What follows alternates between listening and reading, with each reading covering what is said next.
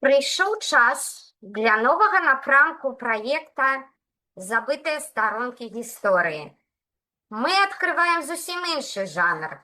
Біяграфічную хроніку, поўную асабістых драм, таямніц і нечаканых паваротаў. Нашы гледачы даўно прасілі расказаць не толькі пра лёсы вёсак, фальварак і храмаў, але і пра людзей, якія жылі ў гэтых мясцінах і стваралі іх гісторыю.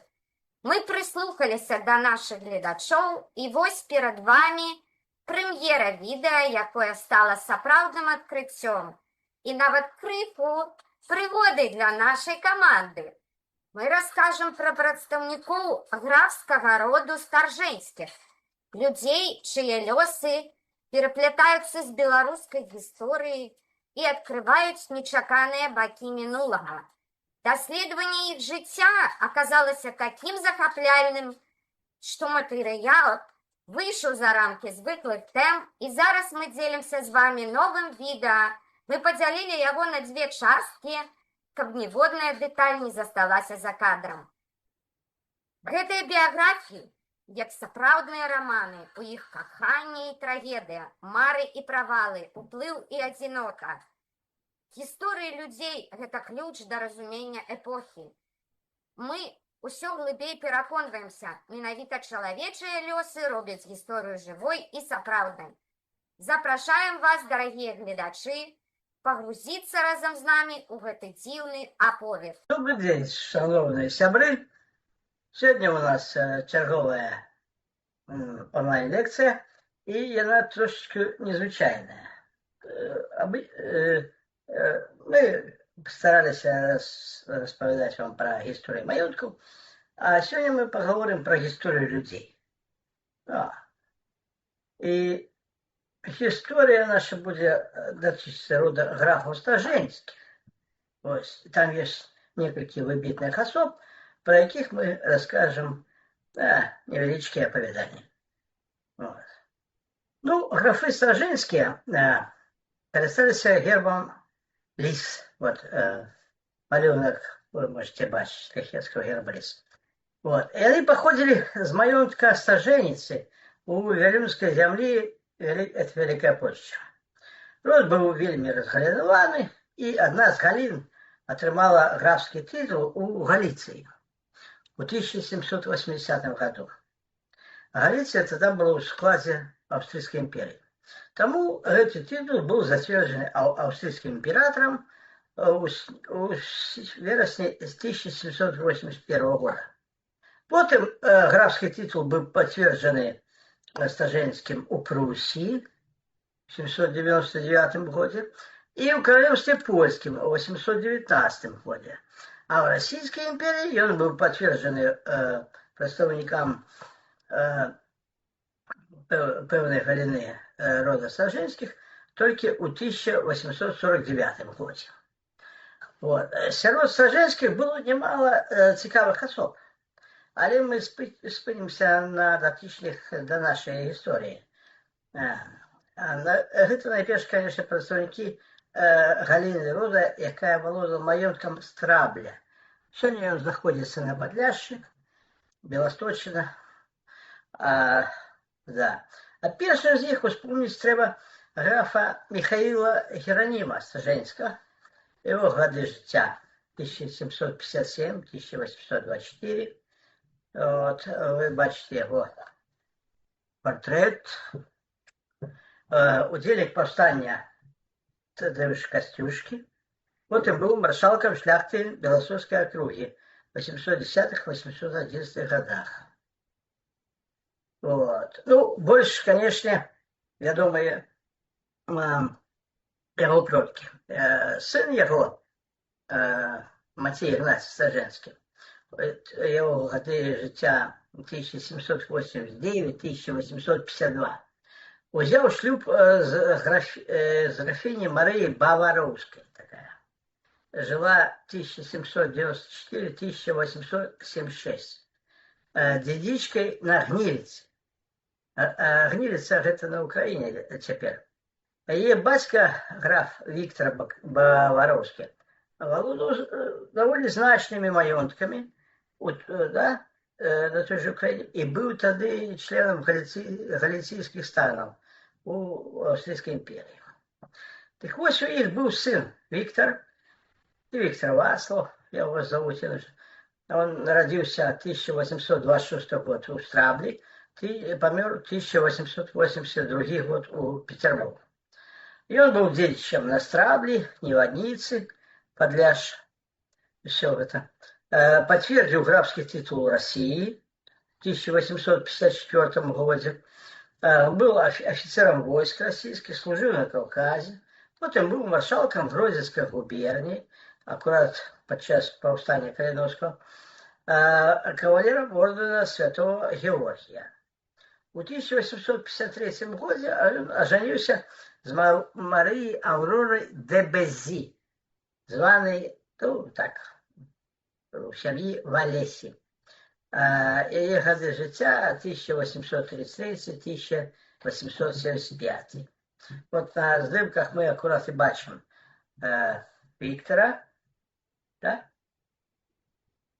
І його жонку Марію Аврору де Безі. От. Дякуючи кропотливій праці дослідчика Глибоцкого, мы сегодня маем подробязные звестки об житті и деятельности этого Виктора Стражинского. В детстве он провел с батьками и семьей у Галиции, у тих же Гнилицах, каля Збаража. Коли почалося повстання 1830-31 года, батько Виктора оказал повстанцам значную финансовую подтримку, а старейший брат Адольф принял непосредственную удел у повстання.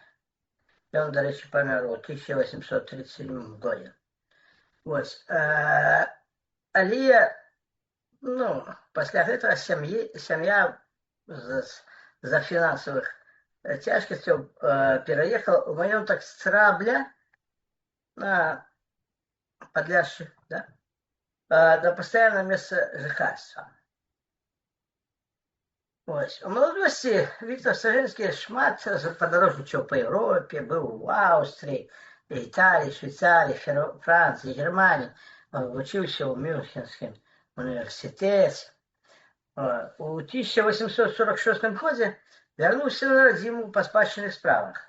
Ну, після батьки треба було вирішати їх. І поїхав у Петербург, звісно, щоб їх вирішати. А там уступив у полк кавалергардов царской гвардии, где хутко дослужился до ранга штабс-ротмистра. Але вось незадача. Он кинул військовую службу для жанчыны, з якой выехал у Італію, там оженился. То есть, хутчэй за все развалился и не был признан законным. А коли Виктор вернулся в Петербург, то тут ему, так сказать, зробили подарунок. И он был позбавленный войскового звания заслуженного и отправленный с шерагов на Кавказскую войну. Тому в 1847 году Виктор был заличений у склад Гребенсько-лінейного казацкого полка. На протягу 2 годов дослужився до рангу хорунжага, принимал удел в боях с горцами кавказскими, за что отримал сребреный орден Святого Георгия. Позднее, конечно, Муравьев в своих мемуарах писал не про выпадок жанчыны, якой он там збег, а про некие политичные справы, там, за які Виктор Стражинский быццам был разжалованный у Шерахове. Але в нашей истории все просто. У вересня 49 года Виктор Стражинский отримал отпочинок войсковой службы на Восточном дне. А у мая 1950 года цалком зволился з армии и отримал дозвол вернуться у Гродзенскую губернию, хотя за ним был установлен таемный полицейский нагляд. А тут мы бачим палац у Страблі, это сучасное фото. Виктор поселился у спадщины Страблі. Вот. У маёнтку были ну, не толькі палац з галерэяй сямейных партрэтаў, вялікай бібліятэкай, архівам родам, а яшчэ італьянскі парк з алеямі вязаў і цісаў. Таксама яму належалі фальваркі Дакторцы і Вікторын і вёскі Невадніца Наргілеўская у Беластоцкім павесе і Бачкі, а это город под Варшавой. Вот тут мы бачим на здымку старый здымок сверху. Это кавалки парку, а снизу сучасный здымок фрагмент палаца. Сучасный здымок фрагмент палаца зимой. У 1853 году у Вене Виктор оженился с Марией Авророй де Бесси. И она была дочкой австрийского консула в Мадриде. И там же у Вене родился их старейший сын Виктор. Об нем мы расскажем трохи далее. Вот. Вернувшись у Страмблю, Виктор Стажинский занялся своей господарской, да, и так само громадской деятельностью в регионе. Принамсі, у 1856 году он был обраны маршалком Белостocкага павета у складзе Гродзенскай губерні. Як добрый гаспадар, Віктор Стажинский разумеў пытанне часу і, канешне, імкнуўся вырашыць найперш сялянскае пытанне. Гэта, значыць, вельмі актуальнае на той час. Это, значит, вызволить селян от-под пригону и наделить их землей неким чином. Тому у мае 1860 года он инициировал створение землеробчего товариства Литовского. Ну, на узор подобных товариств у Польши, якія основали. Однако улады ему отмовили. С 1861 года Виктор Стажинский занял посаду Гродненского губернского маршалка. Вот. У той час у польских и у литовских губерниях сформировались два политичных лагеря. Адносно мажлівасцей супрацоўніцтва ці не супрацоўніцтва с российскими уладами. Так званая партия белых и партия червоных. Виктор Стажинский належал до партии белых. Эта партия выступала за компромисс с царскими владами, поширение неких культурной автономии литовских губерний, але категорично отмовлялся от узброєного выступления супраць улад. Той же Калиновский, якого мы ведаем як змагара, да? Належав до партії червоних. Віктор Стажинский, як і значна колькість землевластников, кахетских землевластников у Вінницької, Гродзенської, Августовської губернях, підтримали проект визволення селян. Тому накіровували імператору і інші урадові установи відповідні меморіали. У 1862 году Виктор Стажинский был выкликаны у Петербург для удела у працы комиссии по селянскому пытанию. Позднее Муравьев у своих мемуарах писал, и это на нашу думку было правдой, есть правдой, что Виктор Стажинский выкладывал свои политические проекты у Петербурга, нават монарху.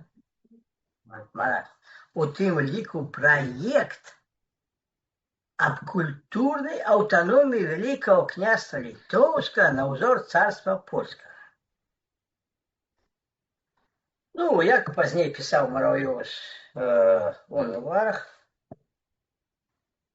вернувшись с Петербурга, Стажинский начал хвалиться своими сувязями с наивысшейшими державными чиновниками и выказывал зневагу нават генерал-губернатору. Ну, тут мы бачим такую галерею фотоздымков сучасных, якія нам представляют забытки у Страблі. Это брама, пруд, сам сядебный дом и лямус свера. У лютым 1863 года, калі выбухнуло паўстанне, Віктор Стажэнскі вырашыў дзейнічаць самастойна. Ён напісаў лісты да імператара і міністра ўнутраных спраў Валуева, у якіх абвінаваціў улады ў тым, што яны падбухторваюць сялян супраць землеўласці.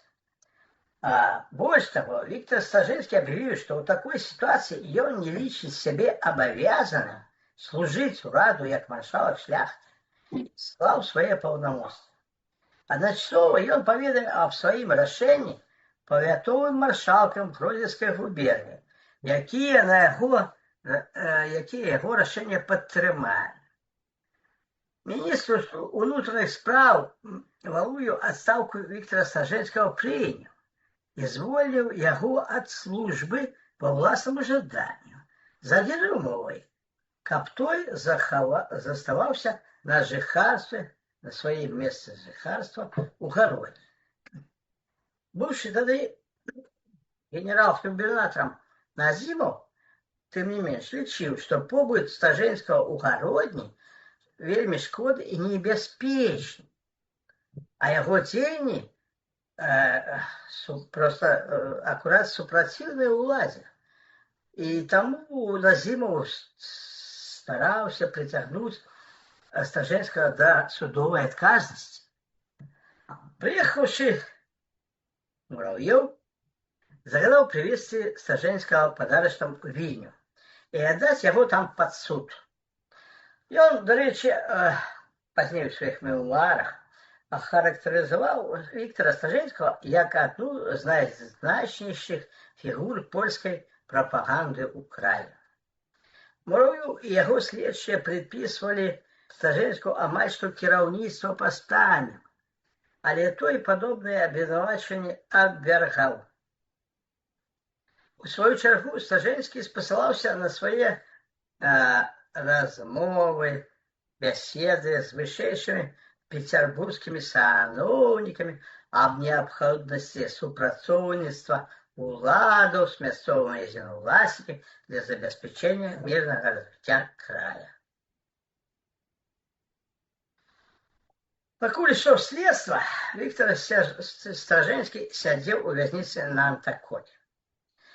Але справа супраць яго набыла вялікі розгалас.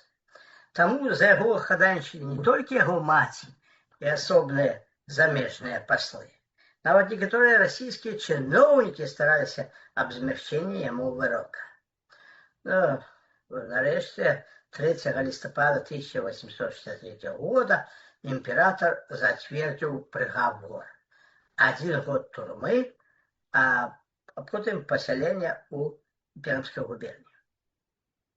Было вырашана, што год турмы Стажэнскі будзе адбываць у Бабруйскай крэпасці.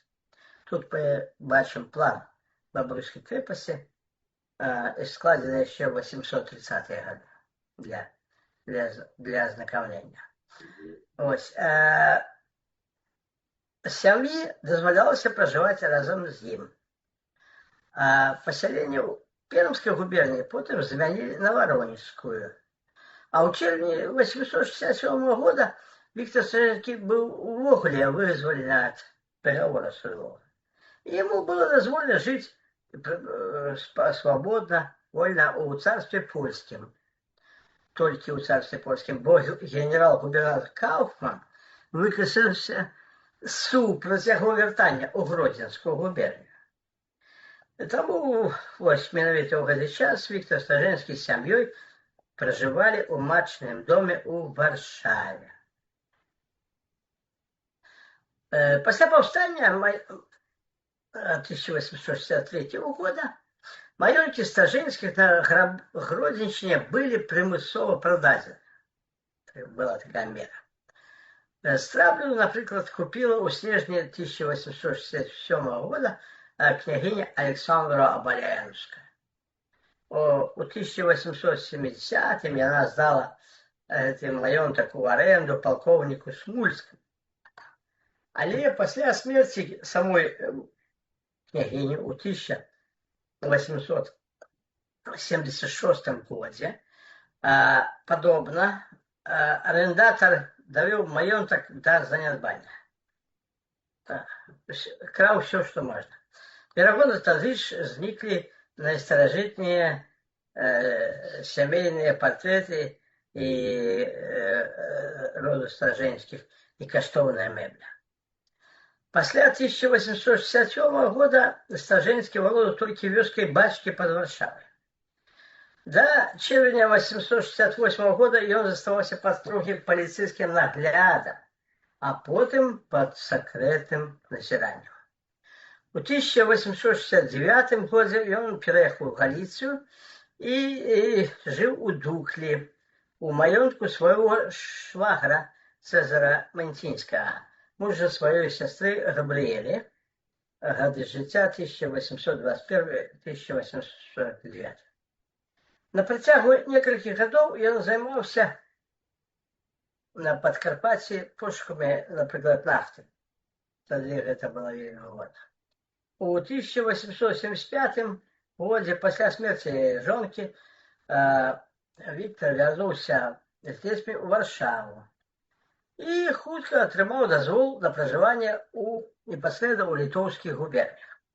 У дакладзе 3-го аддзялення жандармскага за 1876 год было адзначана, што Віктар Старжэнскі, прасякнуты польскім патрыятызмам і нянавісцю да ўсяго расійскага, не заслугоўвае ніякага даверу і патрабуе пастаяннага назірання. Тым не менш, са згоды міністраў унутраных спраў з 1877 года ён атрымаў кожны год так званы гадавы пашпарт, які дазваляў яму жыць у Петербурзе. Дзякуючы гэтаму ён мог прыязджаць да сына Віктара, які тады служыў у царскай гвардыі. Тут на здымку мы бачым палац у Дуклі, цяпер гэта гістарычны музей, пэўна, у ім жыў у тыя часы наш герой. А сам Віктар Старжэнскі памёр раптоўна, ці то 31 мая, ці то 1 чэрвеня 1882 года у Петербурзе. Он акурат ехаў на параходзе па Няве, спасці яго не змаглі, і пазней ён быў пахаваны у сямейным склепе ў Страблі. На гэтым мы пакуль робім канец першай часткі. Дзякуем за ўвагу. Шчыра дзякуем Несцяровічу, таксама яго суаўтару і нашаму валанцёру Анатолію С. за пошук цікавых матэрыялаў фотаздымкаў па гісторыі шляхецкага рода графаў Старжэнскіх. І запрашаем усіх аматараў гісторыі Беларусі долучыцца да нашай каманды, каб разам адкрываць, захоўваць і папулярызаваць нашу спадчыну.